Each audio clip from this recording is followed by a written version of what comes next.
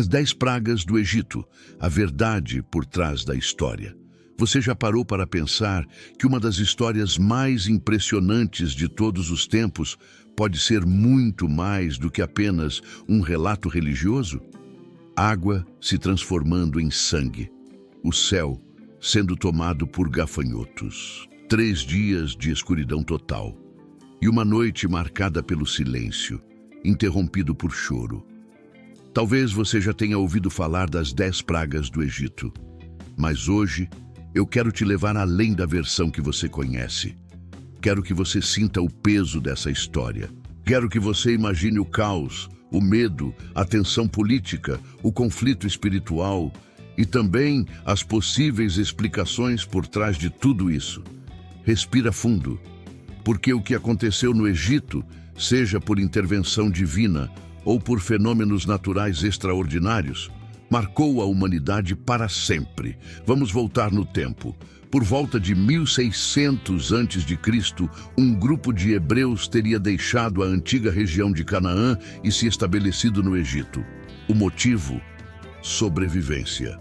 O rio Nilo era sinônimo de vida. Suas cheias garantiam colheitas fartas, alimento, estabilidade. Mas o que começa como esperança pode terminar em opressão. Segundo o Antigo Testamento, os hebreus viveram cerca de 400 anos naquela terra. Com o tempo, tornaram-se numerosos e, aos olhos de um novo faraó, tornaram-se uma ameaça. O que antes era abrigo virou escravidão. Imagine gerações nascendo e morrendo sob correntes, clamando por liberdade, esperando por libertação. E é nesse cenário que surge um nome que atravessou milênios: Moisés. De acordo com o relato bíblico, Deus escolheu Moisés para confrontar o faraó, frequentemente associado a Ramsés, e exigir algo simples e ao mesmo tempo impensável para aquele império: libertar os hebreus. Mas o faraó não cedeu. E então, segundo a narrativa, começou uma sequência de eventos que abalaria o Egito em todos os níveis: econômico, social, espiritual e psicológico. As 10 pragas. A primeira praga atinge o coração do Egito, o rio Nilo. As águas se transformam em sangue. O Nilo não era apenas um rio, era a base da civilização egípcia. Agricultura, pesca, transporte, abastecimento, tudo dependia dele. Agora imagine acordar e ver aquela água vermelha, espessa, imprópria para consumo. Peixes mortos, mau cheiro, desespero, sem água potável, sem alimento, sem esperança imediata. Seria um milagre? Um sinal? Ou haveria outra explicação?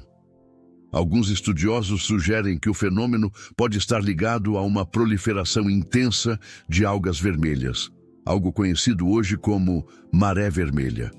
Essas algas liberam toxinas, reduzem o oxigênio da água e matam peixes. O rio pode adquirir uma coloração avermelhada e tornar-se impróprio para uso. Coincidência ou consequência? Mas o caos estava apenas começando. Com a água comprometida, algo acontece. Rãs começam a sair do rio em massa. Segunda praga, elas invadem casas, quartos, cozinhas, o próprio palácio do faraó. Estão em todos os lugares. Agora pense em algo curioso. Para os egípcios, a rã era símbolo de fertilidade e vida. Havia até uma deusa associada a essa imagem. E de repente, aquilo que era sagrado vira incômodo. Praga, humilhação. Se a água ficou tóxica, faz sentido que anfíbios tentassem escapar.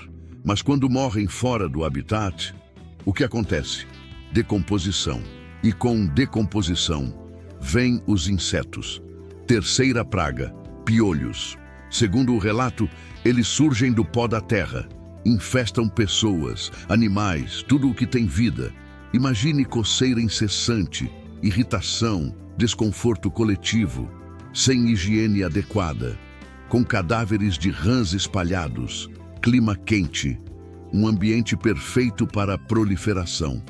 E então chegam as moscas, quarta praga, enxames cobrindo o céu, invadindo residências, contaminando alimentos, espalhando doenças. Alguns relatos bíblicos afirmam que os hebreus não foram atingidos da mesma forma.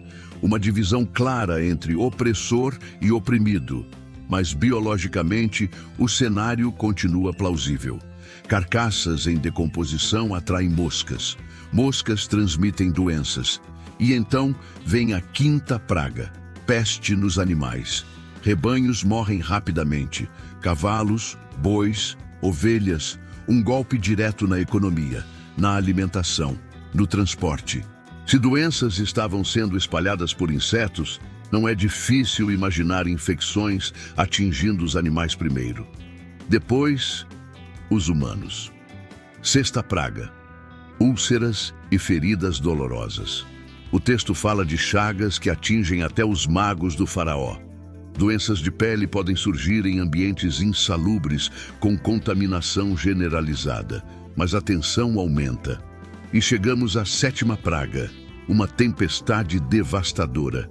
Granizo misturado com fogo, segundo o relato, destruindo plantações, matando pessoas e animais que estavam ao relento. Existe uma teoria intrigante aqui. Por volta dessa época, ocorreu a erupção do vulcão Santorini, na região do Mar Egeu, uma explosão gigantesca que alterou padrões climáticos. Alguns pesquisadores acreditam que cinzas e detritos poderiam ter afetado regiões distantes, inclusive o Egito. Será que pedras vulcânicas misturadas a tempestades intensas poderiam explicar esse fenômeno? A agricultura já estava fragilizada. E então vem a oitava praga. Gafanhotos, milhares, talvez milhões, devastando o que restava das plantações. Quem já viu imagens modernas de enxames de gafanhotos sabe, eles são capazes de destruir colheitas inteiras em questão de horas. Sem alimento, sem reservas, sem estabilidade. O império mais poderoso da época começava a ruir de dentro para fora. E então, a nona praga, trevas. 3 dias de escuridão intensa, tão densa que, segundo o texto, era possível senti-la. Aqui, novamente, surgem hipóteses naturais. Tempestades de areia extremamente densas podem bloquear a luz do sol quase completamente. Ou ainda, cinzas vulcânicas suspensas na atmosfera. Mas, independentemente da explicação, imagine 3 dias sem luz, sem orientação, sem rotina, apenas medo e, finalmente, a 10ª praga, a mais dolorosa, a morte dos primogênitos. À meia-noite, segundo a narrativa, o primogênito de cada família egípcia morreria, do filho do faraó ao mais humilde servo.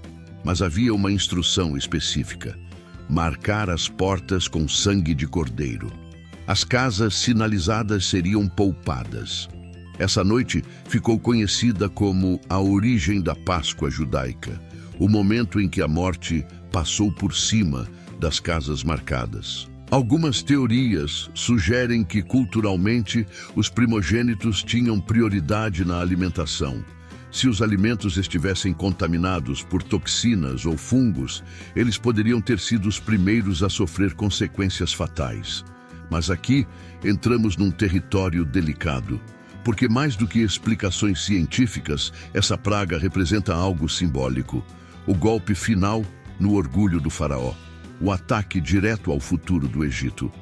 Após essa noite, o faraó finalmente cede. Os hebreus são libertados e iniciam sua jornada rumo à terra prometida. Agora eu quero te perguntar algo.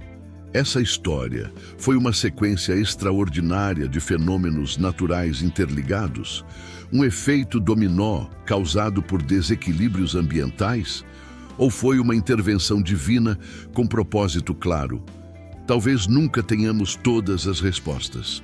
O que sabemos é que essa narrativa atravessou milênios, influenciou culturas, religiões, leis, festividades e até debates científicos. Independentemente da sua crença, as 10 pragas do Egito nos fazem refletir sobre poder, orgulho, fé, consequência e libertação. O faraó resistiu até o limite e o preço foi alto. Quantas vezes na história e na nossa própria vida A resistência ao inevitável gera sofrimento desnecessário. Talvez essa seja uma das grandes lições por trás do relato. Humildade diante do desconhecido, reconhecimento de limites e a compreensão de que decisões têm consequências. Agora eu quero saber de você. Você acredita que as 10 pragas aconteceram exatamente como descritas? Você acha que foram fenômenos naturais interpretados à luz da fé? Ou vê tudo isso como uma poderosa narrativa simbólica? Deixe a sua opinião nos comentários. Quero muito saber o que você pensa. Se esse conteúdo te fez refletir, se trouxe algo novo para você, já deixa o seu like. Isso ajuda demais o canal a continuar trazendo histórias profundas e instigantes como essa. Se ainda não é inscrito, se inscreve agora e ativa as notificações, porque toda semana tem conteúdo que faz você enxergar a história sob uma nova perspectiva. E lembra, questionar não significa desrespeitar. Conhecer diferentes visões só amplia nossa compreensão do mundo. Obrigado por ter ficado até aqui. Nos vemos no próximo vídeo.